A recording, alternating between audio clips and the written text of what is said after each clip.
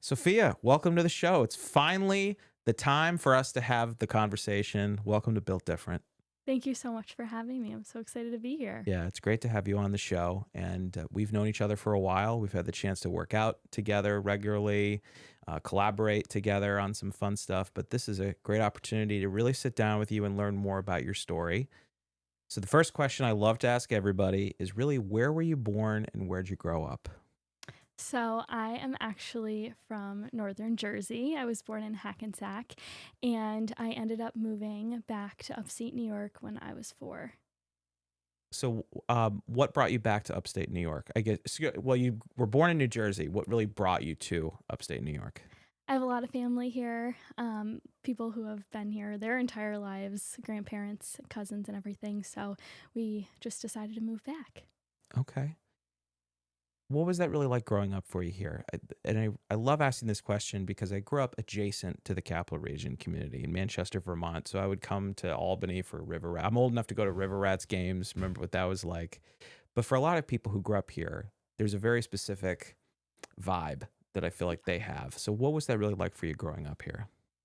Well, I think, the capital region is so great when you're starting out super young. And I think, some people sometimes outgrow that. But I feel like I've had a really great experience from dancing from a really young age, starting at Myers Ballet School to, Brown School, Middle School, Albany Academy, and then, just getting to enjoy everything that the capital region offers, during all of those time periods and even now. So you grew up in the city of Albany?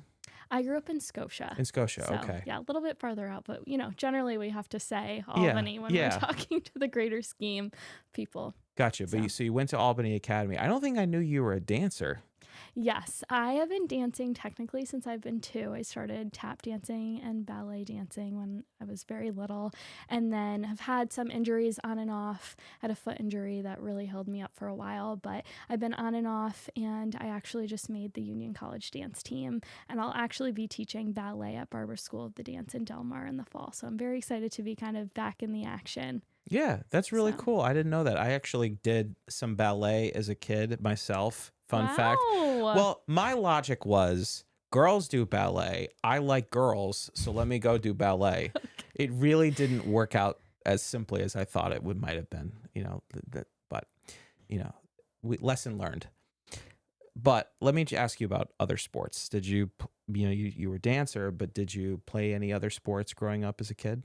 Yeah, I felt like growing up, I was always really active, whether it was like running at home, to dance, to, always trying to be like the top competitor in gym class or outside of school, doing sports. Like I was a 3-sport athlete at Albany Academy, and I was on varsity volleyball, lacrosse, and ice hockey in my later years. So, I think being active even in my day to day is really important and has always, been a huge part of my life, even from being age 2 and, starting ballet.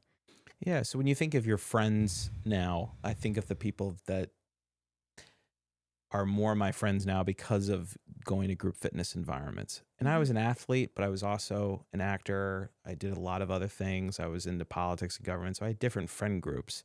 For you, where you are now, thinking about where you were as a high school kid, you've seemingly always been an athlete. Has that ever been challenging for you to think about how to talk about fitness or things that you're interested in with people that maybe don't quite have the same level of passion for being an athlete or for fitness that you do? Sure. I mean, I think that everyone is involved in certain extents of different things, but I think a lot of people know that fitness is such a big part of my life and like creating my own fitness class and getting into nutrition and starting at such a young age. I think people know it's such a big part of me and who I am that they kind of get to learn as well. Or, if they are, more involved and more knowledgeable, they're right there with me and supporting me. Yeah. So you're obviously super passionate about this and you're still in college. You're working through your education at Union. Is there a moment that you can think of that really that light bulb went off in your mind that made you think, okay, I really want to pursue this professionally? Yeah, absolutely. I mean, I know that with it always being a super big part of my life, I really wanted to bring it to union specifically. And we have nothing in the sense like that of, a student personal trainer. It's been 8 years since we've had someone on staff. And, I heard that and I was like, wait, like, I am certified. Like, I want to bring this here and have a student perspective that, I can relate to my peers, people older than me, younger than me, faculty, staff, everybody in our union community, and really show them a young, exciting, energetic vibe for personal training and group fitness as well. So I would say, seeing it not being there currently, a year and a half ago, and bringing that on was something that, was super cool, had my own niche, and really just wanted to shine there. I love that. And I want to unpack that because number one, how impressive is that for you that you were able to have an idea for implementing something different at Union, a student personal trainer, kind of building your brand within that environment, cultivating some group fitness classes there. So let me go back to that thought. What made you, beyond just thinking, okay, there hasn't been a student personal trainer doing this for a while? You have the thought, but I'm always interested in idea versus execution. So you have the idea. What were some of those conversations like, even within the union faculty or staff, that you would have had to talk to be like, hey, I got this idea. How do I make this happen? Yeah, well, I reached out to a couple different departments, at least on campus, and I actually had a lot of student conversations of, hey, if I brought this class, if I offered one on one in small group, like, would anybody do it, or would it just kind of flow and, not have been taken advantage of from the people that it's offered to? That's something that is really important to me, is giving a high end service to, the students and the faculty at a more reasonable price, because I think as today's world is growing, I think it's just more and more expensive, and people can't match those prices or get to experience that either. So having that segue of something that, people can really take advantage of at a more reasonable price was important to me, because I could have gone, to another gym and made a lot more money, but it's not really about that. And so having that was a really big factor in why I wanted to start at Union. And those conversations, really evolved as well on that second hand of, if I came in and brought this, I got really great feedback and the school was really happy to have me. So it really just seemed like, the right idea and the right move in my career. So you use a lot of words that are very professional and career, and the way that you're thinking about this is just very intentional, very focused. And I have to imagine there have been people that you've looked up to in terms of professional influences. We're all influencers for one another. There's Hmm. always people that are doing something interesting that you notice, and you pick things from to, help you continue to develop yourself within your own brand.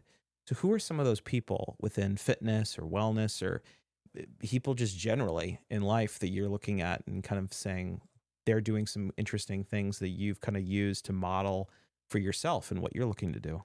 Yeah, well, I guess this really goes into my journey, which always excites me, even though it's been so many times that I've shared and that I've gone through the process. It's been so many years. But during COVID, actually, I was working with health and life coach Abby Stasier, who's actually from the Albany area, and she's in Nashville now. And we worked together all throughout COVID. It was really, I think, like 2.5 years that I was committed to her program, and really got so much out of it. And that's what really sparked my whole background of health and wellness, and realized it was something that I truly wanted to pursue.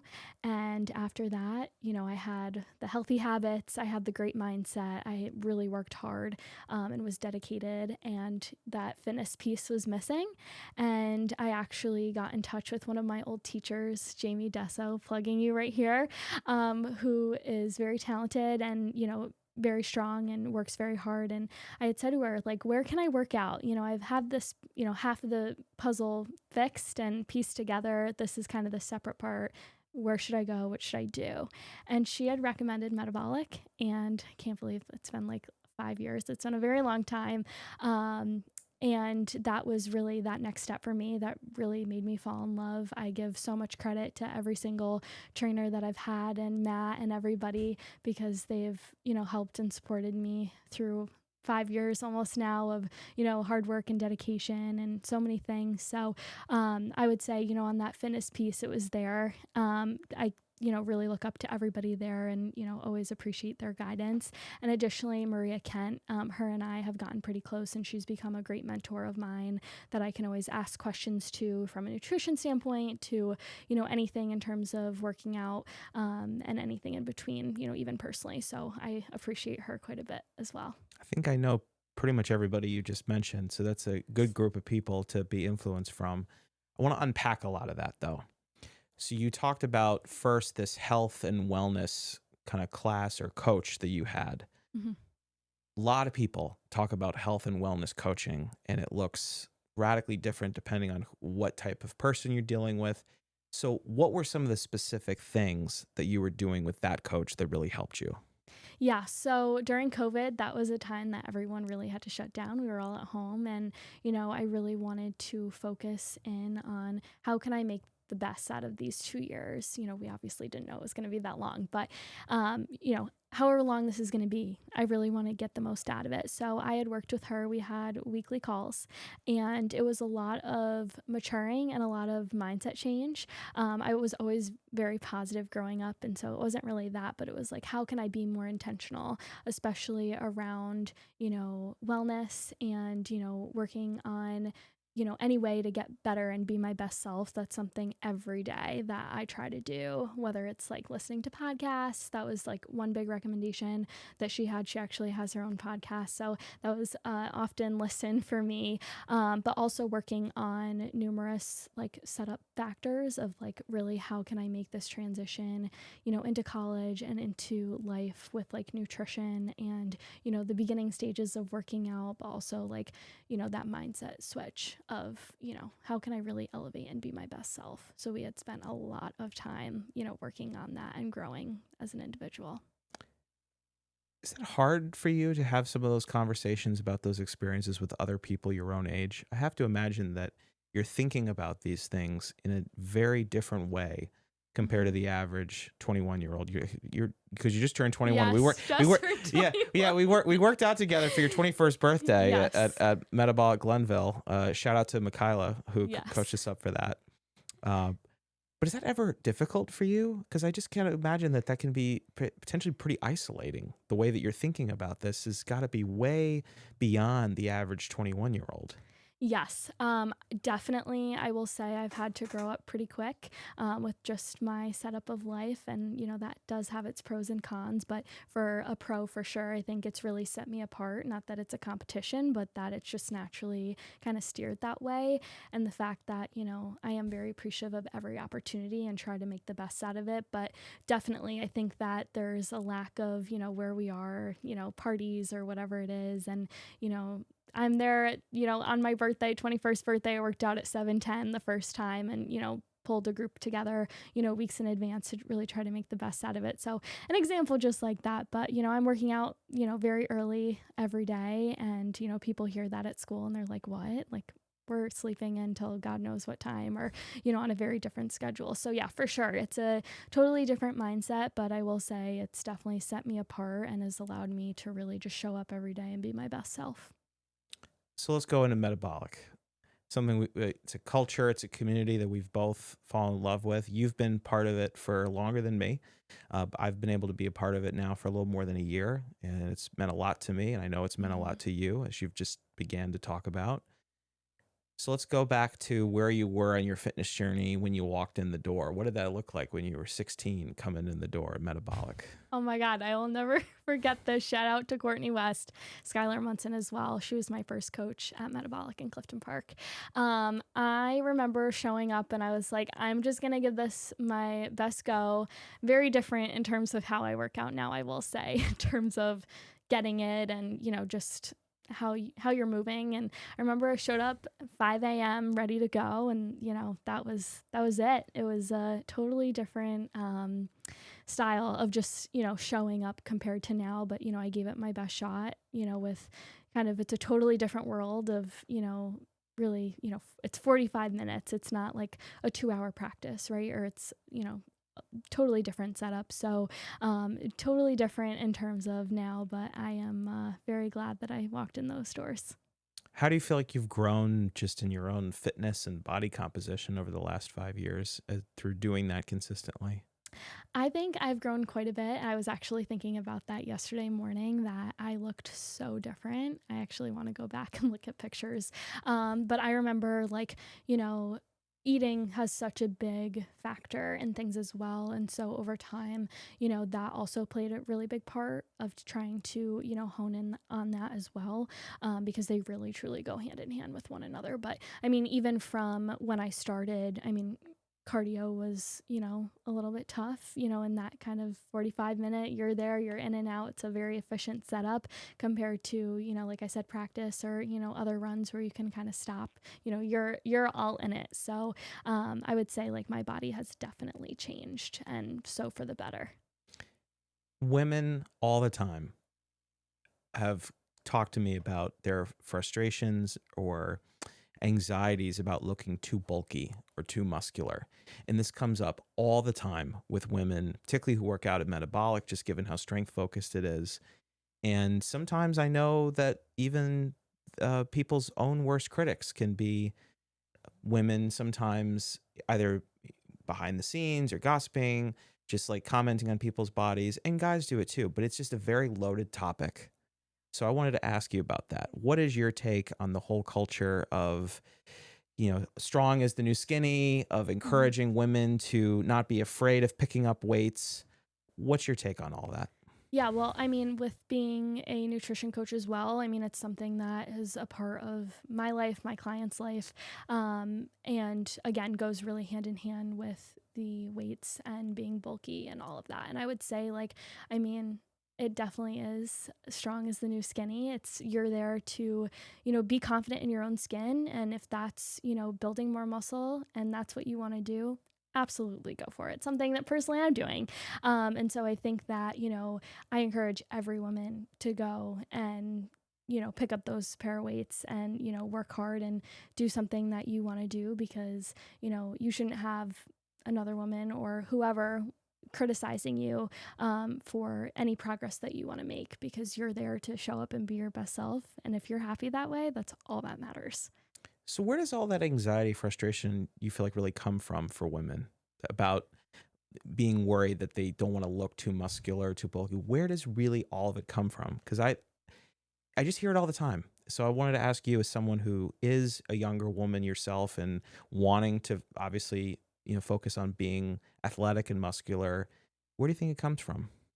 I think it honestly is from the generation separation. I think obviously it overlaps in a lot, but I think a lot of it too comes from older generations, with it being so different in terms of working out. I think it's really picked up over, the past, like, 30 years or so, in terms of, it becoming a more serious day to day activity, and something that is not only good for you mentally, but physically as well. So I think, that can be a big piece of it, is the generational thing. But, it's, I think, too, just, oh, you can see that, she really strength trains, and, it's a visual connection in terms of, your thought as well, of pairing those things two together. But I mean, at the end of the day, like I said, you have to make the right call for you. And whether that's, doing Pilates, whether that's picking up a pair of 100-pound weights, like that's on you and your decision. And, there really shouldn't be that anxiety of having to worry about somebody criticizing you right next to you or from afar, because, everyone should want everybody to succeed and to get better and stronger. I think that's a really thoughtful answer, because when you talk about generational shift, I think a lot about a gym like Aspire that I know you have some upcoming collaborations with. And shout Yes. out to Chris Wortman and Mama Wortman and Love Chris. that whole crew there. But I just think of what he's cultivated, Hmm. being a younger person himself. I think he's about 10 years younger than me, so like 26 or so, something like that. But what he's been able to build in his whole story and the story of that whole community, but the way that they have cultivated such an intentional community of particularly high schoolers who have now, a lot of them who have graduated from Guilderland High School, Mohonasen, some of those like Guilderland, Rotterdam, Schenectady area spots, it just seems like there's more people your age especially who just everybody just has this expectation now that working out is cooler, frankly, Yeah. and that it's a good status thing to be healthy, to be fit. So do you see that generally within like your generation compared to, I guess, like millennials? What would you classify yourself? Gen Z, Gen Yes. Y? I'm a millennial, so it just feels like there's just way more intention within the Gen Z element of just saying, look, like this is part of what we do. We work out. Yeah, for sure. I think too, I think I wouldn't say everyone, I can't speak for everyone, but I think a good amount of younger people are coming into the framed mindset of how can I show up and be my best self? That's something that I know I started really early on, probably compared to most. But for me, that, really helped me frame of, that's eating healthy, that's working out, that's, so many like mental shifts of, maturing and going through some things. But definitely, I would say that this generation, like Aspire and like Metabolic, there's so many people who are young that really, look up to trainers and look up to other people or their peers and say, you know what, like I want to do that too. It's cool, but it's also like that's my body. You have one body and you have to treat it well and do, the right thing of, trying to get in that mindset of how can I show up physically, mentally, of really being my best self. That's something I hold very dear to my heart because I know it's really helped me in so many ways. And I think just as a general, like, good rule of mine to, kind of hang on. Yeah. I think a lot about the coaching profession, and I have a lot of parallels in the way I think about fitness through my background in politics, through my background in the performing arts. And I view coaches so dynamically in what they're being asked to do. Because especially within like a metabolic culture, I think a lot of people do not understand how much work those coaches have to do day in and day out. Yeah. Yes, there's a template that's on the board that they're coaching, but Hmm. they're running around that floor.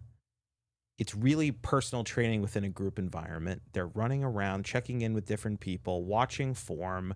They are, mapping out where people should be on the floor, given people's weights and everything else. There's so much that's being demanded of them in those moments. So as you think about where you are in your own coaching and training, where do you feel like you are right now in your ability to kind of execute a dynamic environment like that, or what types of environments really excite you the most to coach in? Yeah, well, that's such a great question because I will say, I've wanted to be a coach from, very early stages of being a metabolic client. It really just lit me up in the sense of like, oh my gosh, that's like such a dream for me.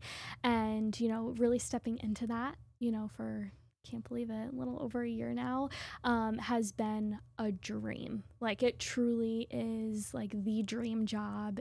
An hour goes by in 15 minutes. It's a blink of an eye. I love to program. I love to, like you said, execute. And not only, is it the prep that, for me, like I love to program. I love to be able to have the choice and, make an influence in the right way of how can I really challenge this group of people and be very intentional about that. So not only is it, all of the prep, but it's also when you're going in, you have, and well, it's a 50-minute class at Union, but around an hour class to really not only do your job properly, but to have a lasting impact on clients. And I think that nowadays that really goes unheard in some areas, just in the general fitness world, not anywhere in particular. But I think that, you get the opportunity for 50 minutes to really make somebody's day better. Maybe they're really going through a difficult time. You don't know that. Maybe they're hiding it really well. But for you to be that break in somebody's day that's like guaranteed for them is just something really special. And, that's more of the mental part, but physically to watch someone grow. I mean, I can think of so many people in my head from even Sculpt for a year that have been challenged and pushed and have hit PRs and doing it well, of course, form wise. But to watch that transformation and the glow up to that as well is just as a coach, it's just like the best feeling in the world, and a job that I just couldn't be more grateful or appreciative to have because it's just so rewarding. Yeah, it makes a lot of sense to me. And as I continue to think through the best ways that I can be contributing to the fitness and health and wellness space, you can't help but think about becoming a coach because it's such a direct way to make an impact on people. And I've had a lot of conversations with not just metabolic coaches, but a lot of the coaches in general. I love highlighting what they're doing because so many of them have these incredible dynamic personalities and Mhm. incredible stories. And to your point, the impact that they can make, even within a 45-minute 50 workout, is transformational. There's so many people that are just really struggling. They might really deep down be unhappy in their job, their relationships.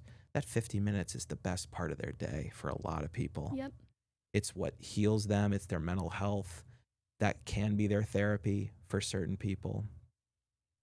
And then obviously the power of fitness to transform people, I fundamentally believe in. It's the foundation. So let me go back to you. Thinking about you as a 16-year-old, had you ever really done any strength training in that style before you came into metabolic?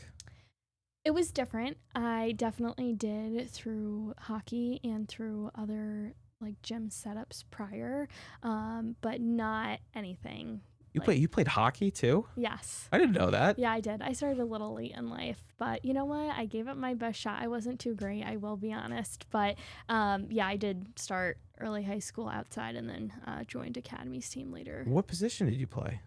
We, okay, we didn't really have a team where, like, yeah, we had practice, but we didn't actually really play games because we had such a small team and we were Okay. in a prep league, so we couldn't play like schools in our area. So I would say offense, but you know, I didn't really get to make that star appearance. Maybe one day, but Okay. No, that's interesting just because like I remember in high school, some of the best female athletes that we had in the school all played hockey. Like we had an incredible women's hockey team and they won multiple state championships when I was in high school. Just dynamic. And it's an interesting skill set because you got to have the endurance yes. to Ted, skate up and down the ice for that long, depending on how long you're playing in the league.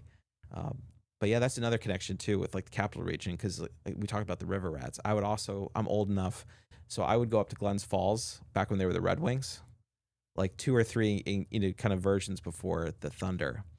But let me ask you though, when you think about yourself walking in the door as a 16-year-old at Metabolic, in all the various years that you've kind of done through fitness, what do you feel like fitness potentially has given you in terms of life confidence and maturity and just the overall sense of I want to go after what I want? And I ask you mhm. that because I know for me, it just keeps adding up. The more that you get fit, the more that you just like pick up heavy weights and get strong and you feel like you can do anything. You just feel like you can take on the world. So for you, have you ever felt like that in certain moments where you felt like, oh, I don't think I would have been able to do this if I wasn't like attacking the gym the way that I am? Yeah, absolutely. I would say it's really a two-part thing where it's really grounding and rewarding because that grounding piece is for me, other than my recent New York City commute, I am, you know, very strict on working out just because of how rewarding it feels and, you know, grounding of like I'm showing up every day. This is my 50 minutes that I get to also impact myself with, you know, going through that PR or, you know, doing something I didn't think I could do. Or if those days aren't happening, that's not going to be every day. It's I'm hitting that weight that I hit last week or 2 weeks ago, and look at the difference in the amount of reps that I'm doing, or how can I do that with form better, whatever that may be. So I would say, you know, it's the grounding piece of I'm doing this every day, and it's something that feels so great, and I want to continue. But then when you hit those times, like you said, where you know you are pushed past a limit, or whether like that's on my own, you know, training at Union as well, it's like, wow, that's a really rewarding piece that, you know, it just kind of hits you like a surprise of like, oh, wait, that's something I didn't know that I could do, but I just did that. Yeah. And I mean, you're just getting started. I always like to say that every day. That's the mentality that I have on my Mhm. fitness journey. You're always just getting started, but you really are just getting started thinking of yourself as a 21-year-old. So, what, if any, things can you point to in your life, I guess, to this point that would be more of a struggle that you've either had to deal with or are currently kind of battling through? Is there anything you can think of that was more of a struggle that you feel like you've had to overcome along the way to this point on your fitness journey? Hmm. I would say, I've had over the past couple years some things personally come up, but it's the matter of how you handle it. And I think, obviously that can intersect with fitness, but there hasn't really been a struggle. I mean, yes, every day it's a new challenge of what can you take on and what can you accomplish. But I think when you honestly have that appreciation of, I'm doing this to better myself, and maybe I'm going through a couple of things right now that you're definitely going to get out of and pull yourself out of, more in that personal world. But to have, fitness is really like your anchor in life, and kind of allowing you to, just have a time where you get to just be there for yourself, and to really be dedicated and not have to worry about those outside things. So I would say, everyone fitness wise, grows through a journey, like you said, where you're always, starting out every day as, we're just heading into it and see what you can get. But I think the amount of strides that you can make from the appreciation piece and showing up for yourself when it's hard is definitely, the best piece of advice that I could definitely share, is always just pushing through. That makes a lot of sense to me. I think of even a lot of intense work stuff that I've had to deal with, or certain stressors, or sometimes it's more so how to approach an email response that hits you the wrong way, or a communication piece. I've come to believe that most big communication should not be done late at night, or really at all in the evening. Like, you want to communicate with people when you're fresh mentally and you have the most patience in how you want to approach responding to people. So sometimes I'll get something, when maybe it's an email or a text that frankly just annoys me, pisses me off, whatever. I'll wake up in the morning. I'll take my time. I won't respond to it. I'll wake up in the morning, get in a workout, breathe, meditate a little bit, and then I'm actually centered enough to really approach that communication piece. So I'm responding to something rather than reacting. I'm just curious if that's ever been a helpful approach for you in some of your personal stuff that you just mentioned. Yeah, 100%. I am like a big morning person. I hate like responding or like Yeah. working at very late hours. I think your brain shuts off at one point, or at least for me. I'm like a 9:30 p.m. Like that is it, and that is my time that my body shuts off, or else I just know what to expect the next day. Yeah. But for sure, I think I couldn't agree. Like once you're in that better, more refreshed mindset, I would say, in the morning, I'm a big morning workout person. Sometimes I'll hit a run, or, definitely walk in the afternoon or evening if I can, depending on my crazy schedule. But for sure, kind of stepping back and just saying like, what, I'm going to respond to this when, I'm not as tired, or, in that, I've had a long day, mindset, and showing up that next day after you've been able to, kind of refresh, prepare yourself, start of a new day. I love mornings. So, take on that morning, and then, show up and, have that response. But definitely. You as a college student, I have to imagine that the concept of time management comes up a lot, because that's a skill. Oh, yes. That's a skill that most college students really have to develop, and it's either sink or swim, because it's the first time a lot of the people have lived away from home, dealt with like living on campus and classes and all that. So, what kind of time management stuff do you implement for yourself, like time blocking or anything like that? Oh, I am a wake up at 5:20 every morning to, later in the day, just because I'm involved in so much. Orientation leader, now on the dance team, teaching dance, sculpt with Soph. I have my one-on-one clients, nutrition clients. So I am involved. There's a lot more, but we'll keep it to that, and a Yeah. lot. So, really, making sure that your time is efficient but intentional. I'd rather be involved in less than not show up as Sophia, or like again as my best self, and being productive. So I think, spacing it out to where, you can show up and say, this is what I want to put myself in. Sometimes, we spread ourselves a little bit too thin. I can definitely think of many times that I've done that. But, really assessing what you can handle and what you can properly show up to. And Google Calendar is my best friend. So, I can't thank that enough, color coding everything and, just being flexible, I think, is a huge piece. Definitely you have your deadlines and that's a non-negotiable, but I mean, people are going to cancel, clients are going to no show. You're going to have to, be flexible. And I think being a coach in nutrition and, group and one-on-one, you really have to be flexible. That is the key to success. And, being a part of a college student is, grasping that skill. And I think, I've been pretty good at that from a very young age of just kind of seeing what comes and, approaching it and attacking it like our workouts the best way we can. And, just having that mentality of being flexible for sure. Yeah, I was going to ask you about burnout, but your answer was pretty good. So I think that's a lot of helpful tips in that, because when you are a type A person, when you're a highly organized person, efficient person, and are willing to say yes to a lot of things, you keep getting asked. And sometimes Yeah. it's very hard to say no, especially when you want to feel like you're able to do it. Hmm. And when you often sometimes can feel like, well, if I don't do it, who else is going to do it? And that Yeah. was a trap I used to fall into sometimes too. Yep. And then you realize, well, if someone else isn't doing it, then maybe it's not meant to be, or actually somebody else can get an opportunity to do something that might need a little bit more of a push to think that they're ready to do something with it. Well, I want to ask you about a little bit of a faith and fitness component, because I know you have a faith background.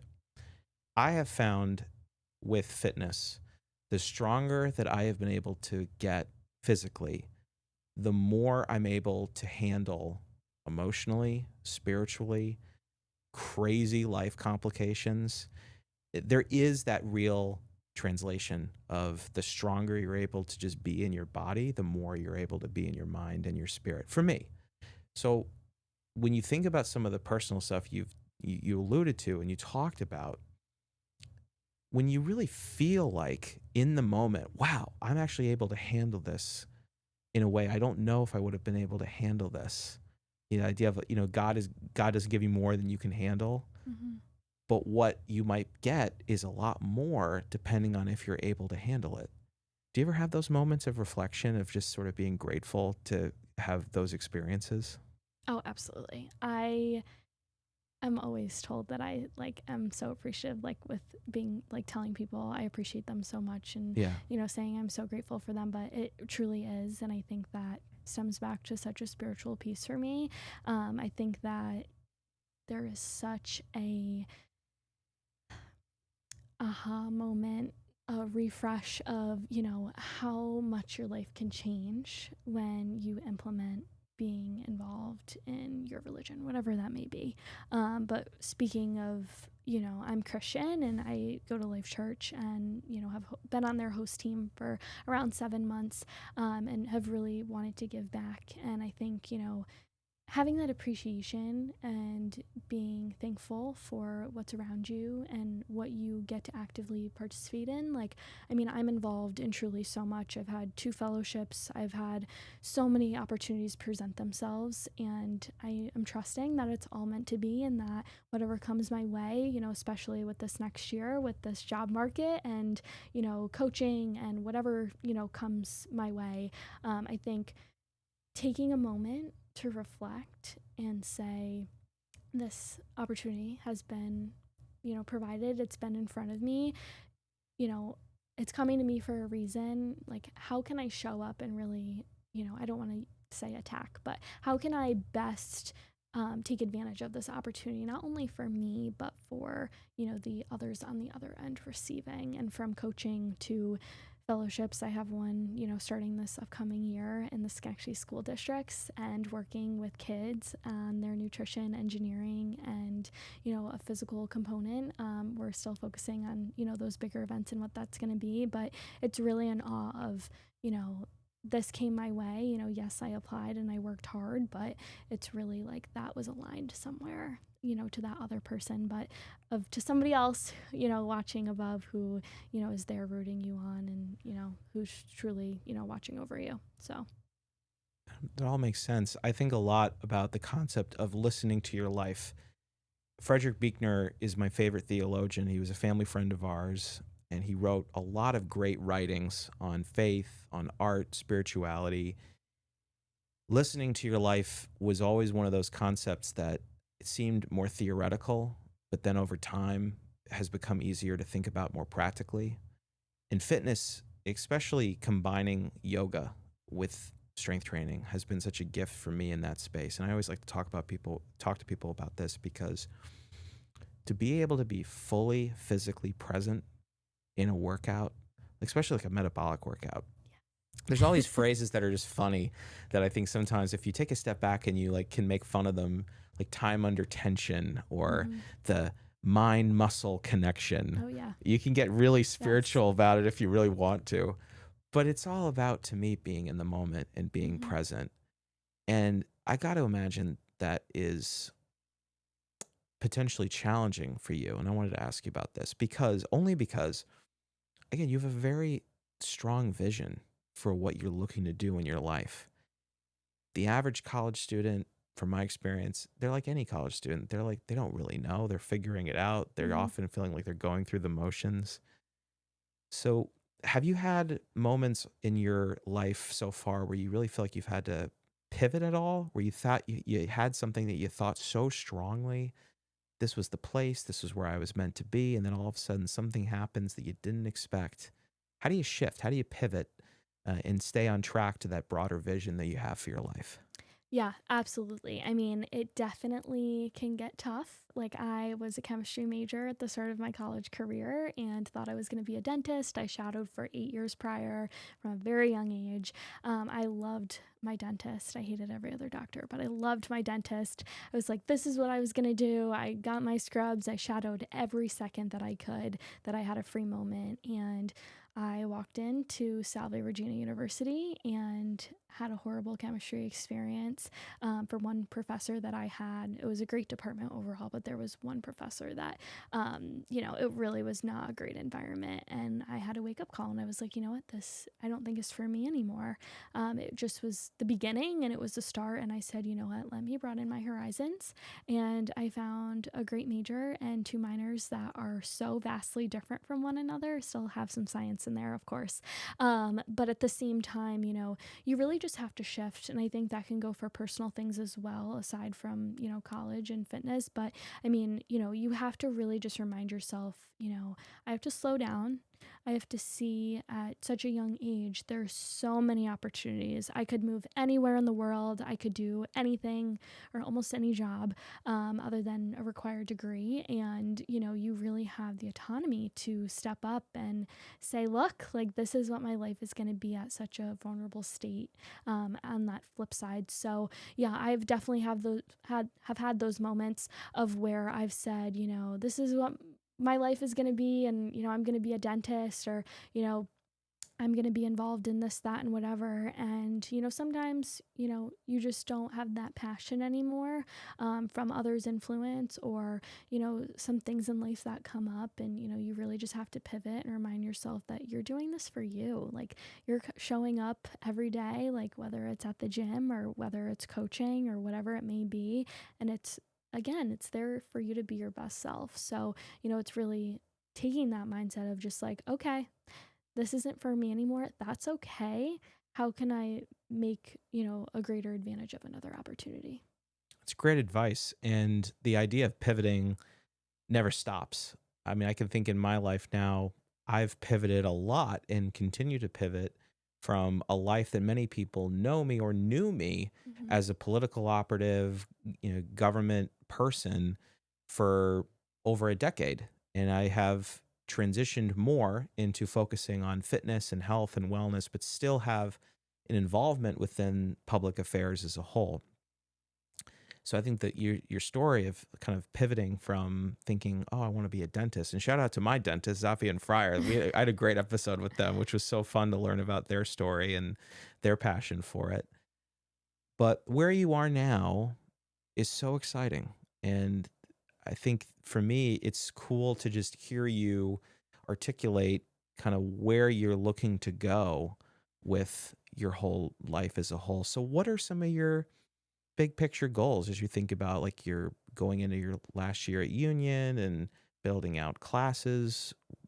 What are some of those goals for you right now? Well, I think it was really important to me to make the most of my senior year, especially with transferring a little bit, with hopping around. And so being settled now and, taking advantage of, again, the right opportunities. But I took advantage of pretty much all that came up just so that, I realized this is the last real year that I can do this. And who knows, I really want to be coaching and excited for, what possible opportunities could arise, maybe full time or in some capacity after graduating. But I know that that's something, even part time, I would be like really missing out if I, wasn't involved with that. So I would say, that's the first thing is taking advantage of the right opportunities this next year because you're not going to be able to do it ever again in that sort of setting. So I'm really excited and grateful for everything that has presented itself. And then I would say really highlighting on Sculpt with Soph, again, this is like the last year I started it at Union. There is really nothing like it. And to be able to maximize not only results, yes, that's the fun part, and, kind of, programming and, really setting up a stage for people to thrive and succeed. That's obviously very important, but it's the every time that you walk into that room, you get to make a difference. You get to, I know we spoke about this, but you get to really change someone's day. But it is also so rewarding for me. Like I said, it goes by, it feels like in 15 minutes, and it's just so exciting. It doesn't even feel like a job to me. And that is when you're in the right profession. Um, but I would say, continuing, how can I evolve that? How can I make a greater impact? How can I grow as a coach? Who can I further look up to and build further relations with? And, really set the stage. Like this next year is a huge year for me, which is, as you said, exciting, but also can be a little scary. So I think taking what you can control right now and creating these goals of, taking advantage of everything and how can I best execute this for others? Because yes, you're doing it and you should have fun, or else, again, you're not in the right profession or you're not signed up for the right thing. But at the same time, how can I leave that impact and how can I be a better person, to myself, but to these people who love me and want to support me and be there to take my class. So, I'm excited for this next year and how Sculpt with Soph can evolve and, turn into even better things. Yeah, I mean, I think you've really put out a great example of taking advantage of opportunities, which is something that I think as a college student, I did a lot of the same stuff that you mentioned earlier in our conversation. So many people miss out on thinking, well, why isn't something happening for me? Why isn't some opportunity presenting itself to me rather than Mhm. thinking, how do I create something that doesn't exist? That's a really important skill set in life is to be able to be a creator and not just thinking like content creation, but just literally making something that doesn't exist, either for yourself or for other people. So you've done that with this class. And then thinking about alignment. So many people, I think of like myself as like a last year of college kid and like thinking, oh my God, like what am I going to do? And like ease up. Like my Yeah. best advice too for everybody who's in a similar state of life to you is like calm down, ease up, focus on learning valuable skills. Mhm. And if you don't quite know what you're passionate about, focus on what you're talented at and work over time to have your passion and talent align, which is obviously, a vision for your life that you continue to implement and your passion for fitness. So as a coach, we talked about metabolic a lot. Are there particular coaches there now that you feel like you've had a really strong connection with that you look up to yourself and how they work with you as a client? Absolutely. I mean, I think back to like so many years ago of like trying, as I know you have taken so many different coaches classes and, really trying to not only be there. I mean, I think I have so many people that I'm friends with and, say hi to that I know in almost every single location. I know Queensbury is a little bit far, but everywhere else, for sure. And I've been able to really connect with so many great people. I mean, I have a whole list in my head right now, but Michaela, I absolutely adore her and think she is so great at her job. I actually was telling her that this morning when I saw her, not to, you know, make her feel better, but to it's really being honest, she is just so talented and somebody who I look up to. I look up to Mitch. Huge shout out to Angie. I cannot appreciate her take on form like as well. Like she is just someone who, if a coach has, not to segue here, but if a coach has form as the top priority, that's something huge that I will never change on as a coach. But really seeing it from a coach to coach lens and perspective, if that is their top priority, and obviously her classes are so fun, music is great, and it's, a great time, but really focusing on the mechanics and, obviously there's the liability of somebody getting hurt and, creating, just that negative side of things. But, really having someone who, really appreciates that and you can see that from the other end, being a client, being a coach, always stuck out to me with her. But yeah, I mean, there are so many people. Tim O'Connor, absolutely love him, respect him so much. Kayla Hanrahan, so many people I feel like are, up there and, I'm thinking about on, but yeah, I mean, I love every metabolic coach and, so grateful for the impact that they left on me. That's made me want to go, try to have my own Sophia spin on that to another client. So, Yeah, it's been such a privilege for me to take a class now at every studio and with every coach, with the exception of Dre. He's the only current coach that I've not been coached by yet out in the Syracuse okay. studios. But for me, it's been a great honor to get to know so many of them. Also, just for the practical benefit of having different people see me do different things. And so I get to get coached up and absorb all this different pieces of notes. Mm-hmm. Someone might see me do a kettlebell like today, like this morning, like a kettlebell tricep extension and notice something or give me a particular note that I didn't think of before. And you just get the chance to incorporate all of that.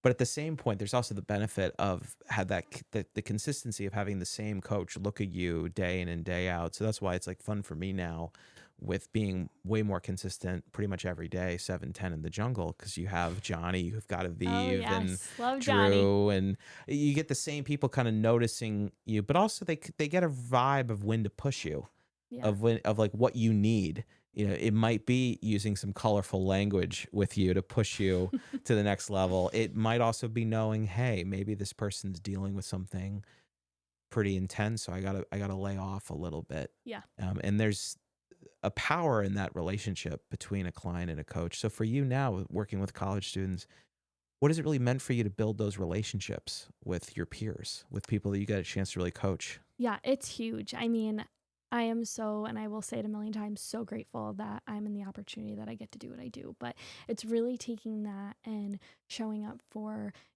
faculty and staff who have had a long day and they just taught 3 classes back to back to back and they're exhausted and then have to go home and grade. Or whether it's like I've had like a 70-year-old male client to girls that are younger than me and like almost everybody in between. So it's really an honor. And this is something as a coach that I say very frequently is that you have to meet every client on their level, whether you said it's their weight limit that they're hitting that day or what you're pushing them or trying to push them to do, or that they have had a hard time or they're going through something. And I think being young and in an environment like Union, you get to see a lot where you're also a student and you either have some of these faculty at some point over your college career or you try to get the college professors you love to try to take your class, or you have a class with another client, right? Like you're in a different state, which obviously has its pros and cons, but I think being able to relate not only to the college students and what they're going through, but also to the faculty and staff of like, we're at the same place. And yes, we have different, titles and responsibilities, but being able to have that greater Union community understanding, I think it's very special there. And I absolutely love Union and so glad that I transferred there. But at the same time, there's like an undersaid understanding of what the environment, it's very rigorous of what it takes to be there. And so getting to really like have that advantage of like I'm a part of this community, I get to coach other than, the summer pop-ups. But, I get to really get to know these clients well. And it's not, I'm coaching 5 classes a day where like, the relationship can just be a little bit different. There's a lot to keep track in your brain there, but it's the same people who want to support you and you want to support them just as much, if not more, and get to really push them and build those relationships. And I have so many great client relationships that would have maybe never formed if I didn't step into this role and become a coach. So, I say it every day, but it is truly a dream, and so, so grateful that I get to be a part of something like this. Yeah, well, I appreciate you sharing all of this and having the chance to learn a lot more about your own journey. So I want to close with a slightly different variation of a question I normally ask. With a lot of people, I'll usually ask them to look backwards and think about, what would you say to your younger self, given where you are now? But given where you are, especially as a 21-year-old, about to finish college in a year or so, and thinking about certainly much more your future, you got a lot of life ahead of you. What would you say to yourself 5 years, 10 years from now? Lay out a vision for me. What are you really hoping that you can be and accomplish for yourself in 5, 10 years?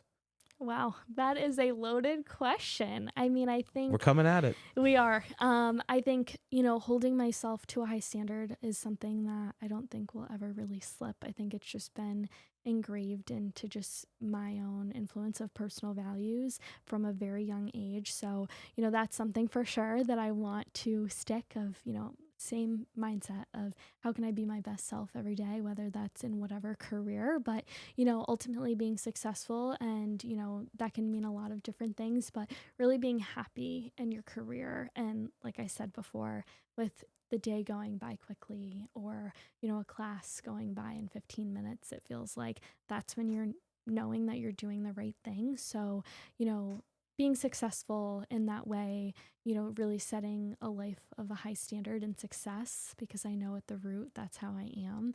So I would say, ride the journey. It's going to be a very exciting process in 5 and 10 years. Even that gap can look so different, but holding yourself to those same values and standards, I think, is key, because you could get thrown anything, especially in that set of years, and sticking true to yourself and not somebody else's influence, in a very healthy way, I think definitely is the best thing that you can kind of hold on to. So I'm definitely excited for this next year, next few years, and where it's going to lead me. If it's the capital region, if it's somewhere like completely different across the world, like I'm excited and ready to figure out what that is. It's also awesome. And again, thank you for sitting down with me, for sharing a lot more about your journey. Encourage you as a friend as much as possible, and a cheerleader for you, to be present as best you can along the way. Enjoy as much as you can along the way, but hold fast and true to your big picture vision for how you can make the most and biggest impact on people as a whole. Sophia, thank you so much for sitting down with me. Thanks so much for having me. That's great advice. So, so happy to be here. Yeah.